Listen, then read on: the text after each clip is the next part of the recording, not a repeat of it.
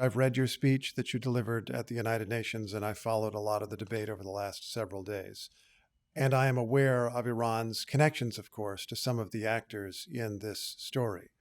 What, if anything, would cause Iran to support a widening of the war?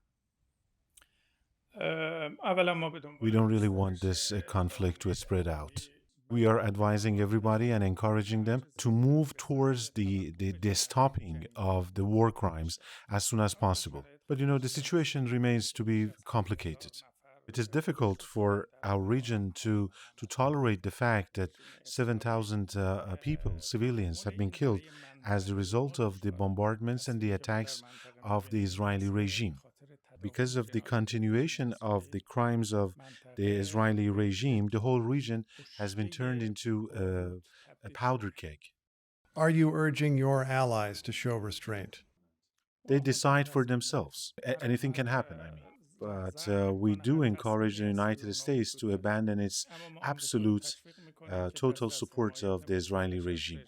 According to the information that we have inside the region, both the security and the political systems of Israel have totally collapsed. The Israeli citizens have no trust whatsoever in Netanyahu and his security and political system. Right now, the only thing functional in Israel is their war machine, and that is also being run and controlled and managed by the United States. If I were to be fair, I would say that Netanyahu also has his own role to play. If the attacks and if the war stops, he will fall in less than 2 days. If I may, on October 16th, you said there would be a preemptive attack by members of the resistance front, a term that is used to refer to groups such as Hamas and Hezbollah. There has since been firing on Israel's northern border and missiles fired elsewhere in the region. Is that the preemptive attack to which you referred? 2 weeks ago, I visited the region, and obviously, I met with the leaders of the resistance in Lebanon and also the Palestinian groups. What I said was my impression, or what I gathered from what I heard from them, and the plans that they have. They have their finger on the trigger.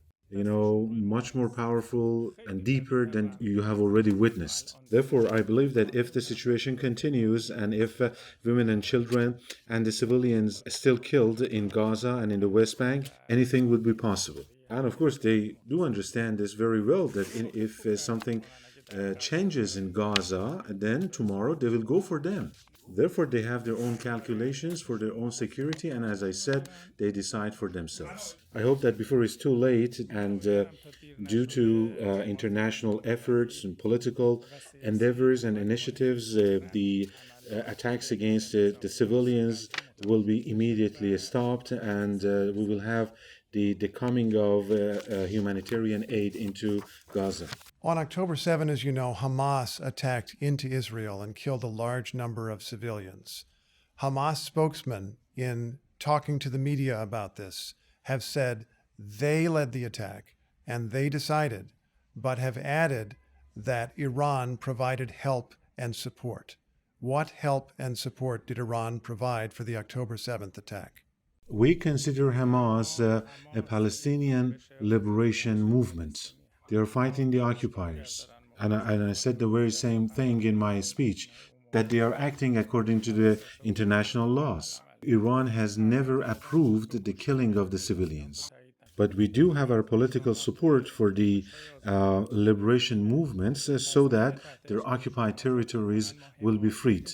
Therefore, our support is only political. Today, they have enough missiles, rockets, and drones, and they can easily get them from anywhere. You deny providing training, coordination, money, or weapons? I am talking about the existing situation, the status quo. Now, currently, they have whatever it takes to produce their own weapons, and they have their own training, and that is why they decided themselves to go ahead with this operation. My colleagues and I have seen video released by the Israeli Defense Forces showing the Hamas attack, some of it taken by the fighters themselves. It shows Hamas fighters moving into civilian areas, firing into civilian homes, firing into civilian cars. Some of the video shows the bodies of dead, unarmed people. Some of the video even shows the actual murder of civilians who are not armed.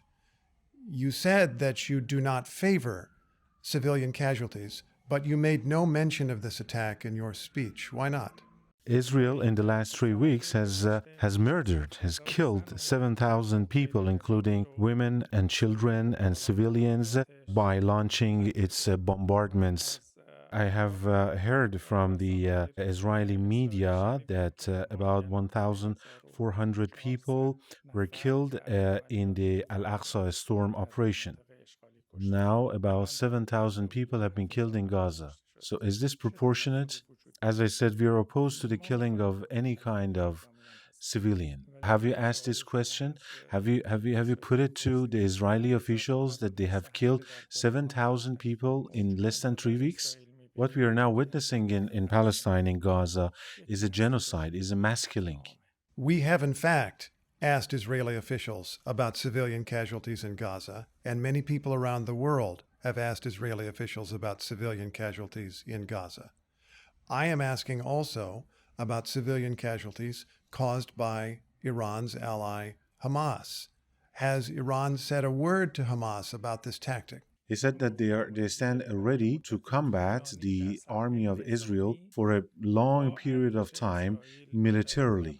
He said that they can come to an agreement with Israel to keep the civilians away from this conflict. It will be like this.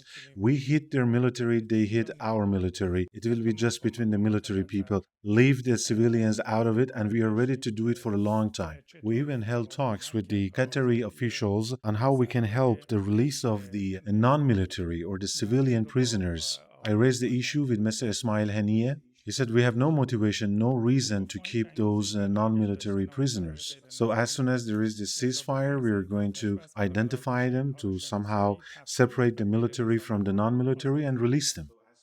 It's not necessary for a ceasefire to release civilians. A few have already been released under current conditions.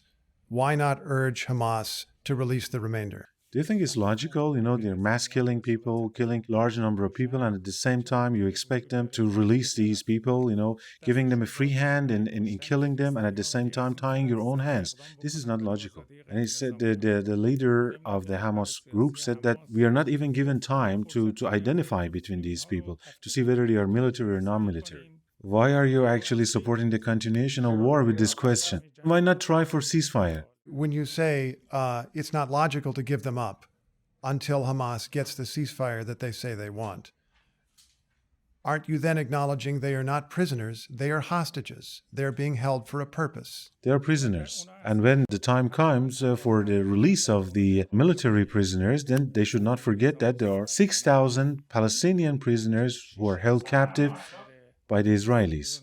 But now, the important thing is that they are ready to release those that are not military. The Red Cross, International Red Cross, or the UN can come up with a mechanism so that the release will be secured. Two things to ask about, and I will let you go, Foreign Minister. And thank you, by the way, for your time. I am aware, of course, that Iran does not recognize the state of Israel's right to exist. However, there are now millions of Israelis who were born on that land, in that place, and live as civilians, attempt to live peaceful lives, and in many cases were supportive of the Palestinians who lived near them until they were killed by Hamas. Do not those people, as individuals, have a basic right to safety and security that was violated on October 7th? We have to get to the root causes of the matter. You have to pay attention to the international laws. If a person comes in and occupies a piece of land, then that land is going to remain occupied, and the passage of time does not make it disappear. Suppose that some people come and occupy parts of New York. How is the United States going to respond? Are they going to recognize the occupation and let them live in peace? Most of the world has recognized the state of Israel. Those territories do not belong to most of the world. They belong to the original Palestinians, including the Jews, the Christians, and the Muslims. We have put forth an excellent proposal, initiative, a totally democratic way. And that has also been registered and recognized by the United Nations as well. Our proposal is actually holding a referendum, and all the original Palestinians can participate in it, the Jews, the Muslims, and the Christians. So they will decide their own fate, the self-determination, based on which results their future will be decided. Why don't they allow the people of Palestine to decide about their future according to the resolutions of the United Nations General Assembly? That is the logic behind our not recognizing Israel. It has to do with the international rules and regulations. And of course, let's not forget that in the last years, the Israelis have done things and they have trampled upon the most basic rights of the Palestinians. As you know, Foreign Minister, prior to the October 7th attack, the United States, Iran, and others agreed upon the release of U.S. citizens from Iranian prisons. And Iran was to receive access to approximately $6 billion in funds from oil sales. Since October 7th, has that process continued to move forward? And has Iran received access to any of that money? For months, we were involved in serious discussions for the return of all the parties to their commitments and obligations under JCPOA, the nuclear deal. For quite some time, there has been this plan, this initiative, which has been put on the table by the King of Oman. The exchange of prisoners was a portion of that initiative that I told you about by the King of Oman. That initiative is still on the table. We still do welcome the return of all parties to JCPOA. Has Iran received the $6 billion or any portion of it? That is our own money. But have you received it? It has been deposited in a banking account that is ours. Okay. Thank you so much. Foreign Minister, thank you very much.